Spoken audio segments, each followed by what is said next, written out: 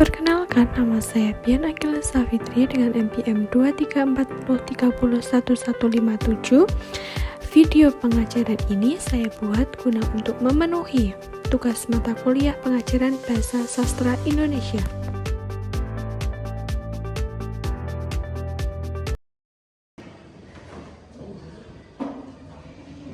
Selamat pagi anak-anak.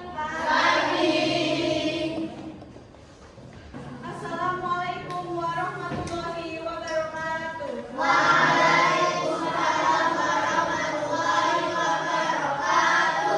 Gimana kabarnya? Alhamdulillah. Luar biasa. Hari ini siapa yang gak masuk? Kelvin sama? Kenapa?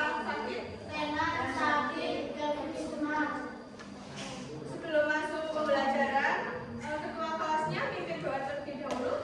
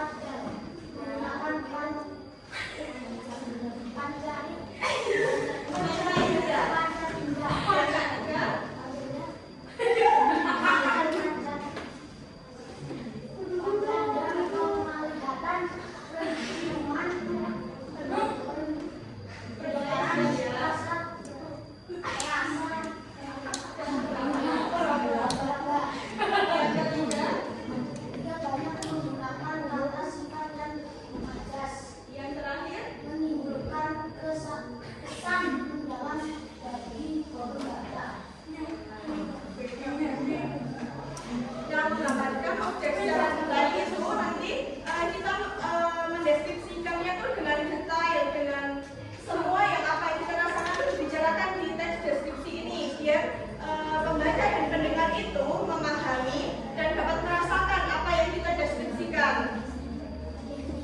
Banyak menggunakan kata sifat dan majas dan menumbuhkan rasa mendalam bagi membaca. Selanjutnya ada struktur teks deskripsi. Struktur teks deskripsi ini ada 3. Yang pertama ada identifikasi atau pengenalan objek. Yang kedua deskripsi bagian. Dan yang ketiga ada simpulan. Identifikasi atau pengenalan objek ini biasanya berada di bagian awal. Bagian awal dia menjelaskan apa atau siapa objek yang akan dideskripsikan pada teks deskripsi.